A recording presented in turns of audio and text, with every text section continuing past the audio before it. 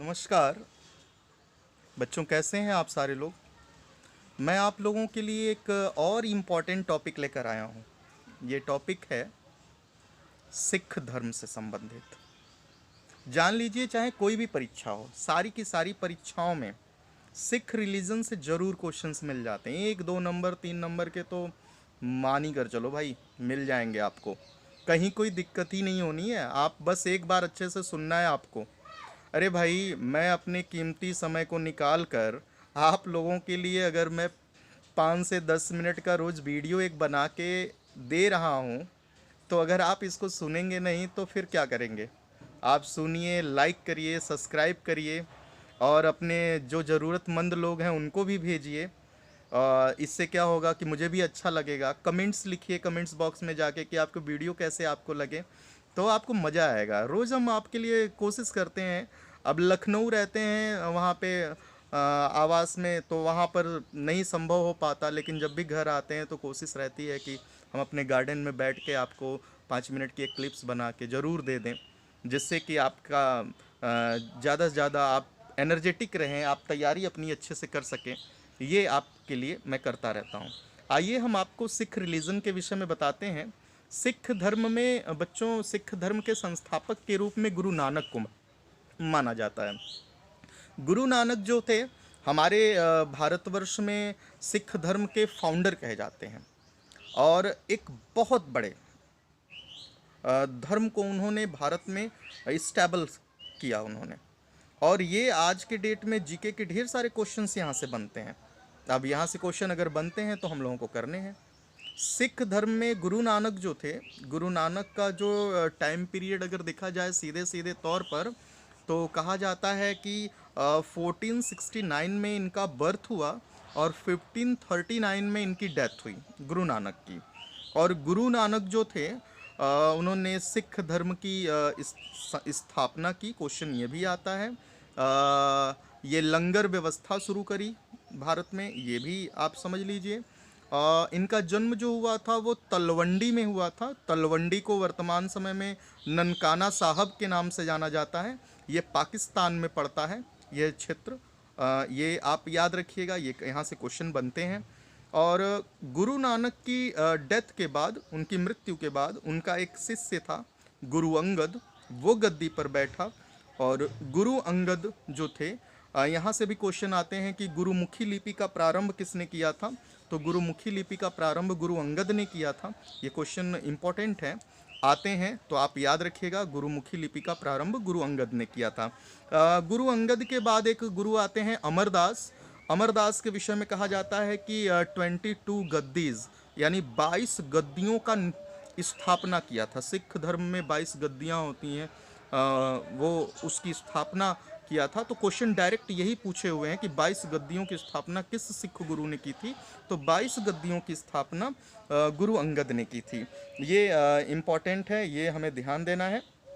और पूछा जाता है कि बताएं, अमरदास के बाद कौन गद्दी पर बैठा। तो अमरदास के बाद सिखों के जो चौथे गुरु थे, गुरु रामदास, वो गद्दी पर बैठे। और गुरु रामदास ने जो थे, गुरु रामदास को अकबर ने 500 बीघा जमीन दान में दी थी।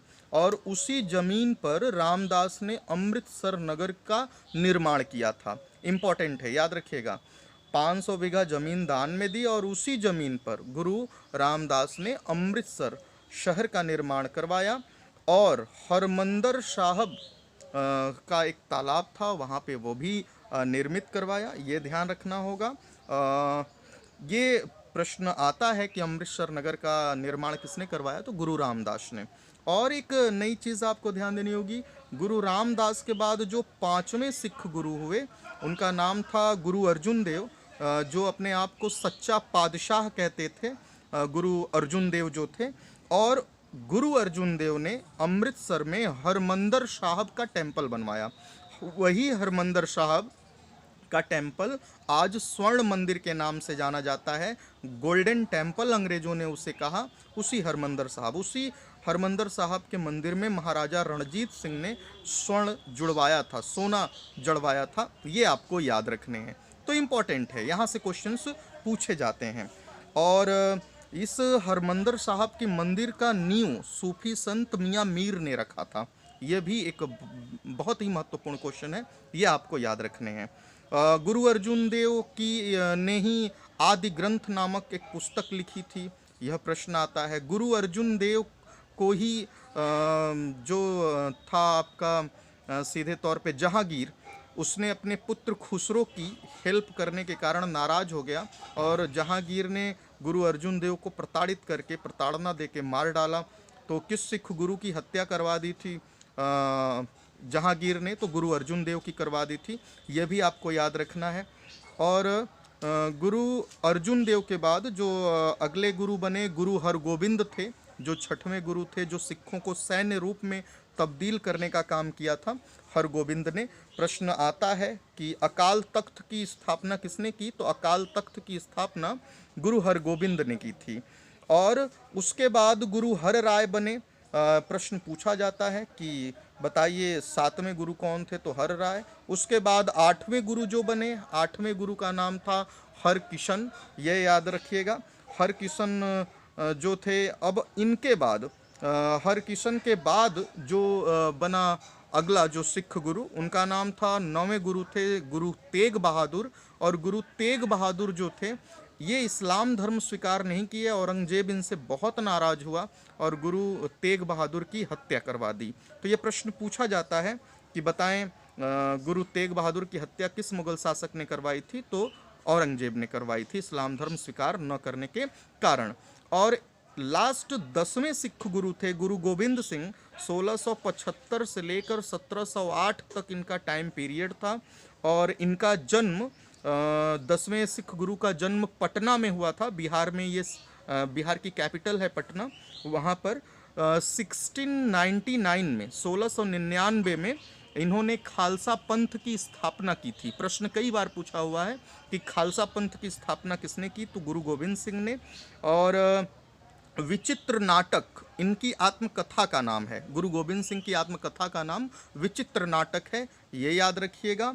और 1608 में अजीम खां नामक एक अफगानी ने इनको चाकू मार के गुरु गोविंद सिंह की हत्या कर दी थी, तो ये भी आपको ध्यान रखना है।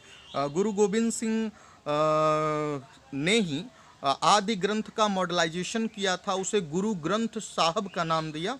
तो गुरु ग्रंथ साहब की रचना गुरु गोविंद सिंह के द्वारा की गई थी। आनंदपुर नगर की स्थापना गुरु गोविंद सिंह ने की। और ये सिखों को अपने नाम के अंत में सिंह जोड़ना, और जो महिलाएं थीं सिख धर्म में उनको अपने नाम के अंत में कहते हैं एक टाइटल जोड़ने की बात भी गुरु गोविंद सिंह के द्वारा कौर टाइटल जोड़ना था, ये उन्होंने ही लागू किया था। 5 प्रकार के कंकार धारण करने की बात गुरु गोविंद सिंह ने की थी, जिसमें कच्छा, कड़ा, कृपाण, कंघी, ये इस तरीके के 5 प्रकार के वस्तुएं धारण करना था सिखों को, जिसे 5 कंकार कहा जाता है, वो भी धारण करने की बात कही। इस प्रकार से बच्चों, ये मैंने पूरे 10 सिख गुरुओं से आने वाले वेरी इंपॉर्टेंट क्वेश्चंस आपको बताए हैं। आप बहुत अच्छे से इसे याद कर लीजिएगा, मुझे पूरा भरोसा है आप इसमें कोई गड़बड़ी नहीं करेंगे। आप याद कर लेंगे, नोट कर लेंगे, कई बार वीडियो सुनेंगे, और फिर नेक्स्ट टाइम में अगर मुझे वक्त मिलेगा तो मैं अगली वीडियो बनाऊंगा। अभी तो हूँ बनारस में ही, तो थोड़ा थोड़ा बनाता रहूँगा। अगर फिर भाई गवर्नमेंट कब बुला ले, कहाँ बुला ले, कौन जानता है। तो आज के लिए इतना ही। जय हिंद।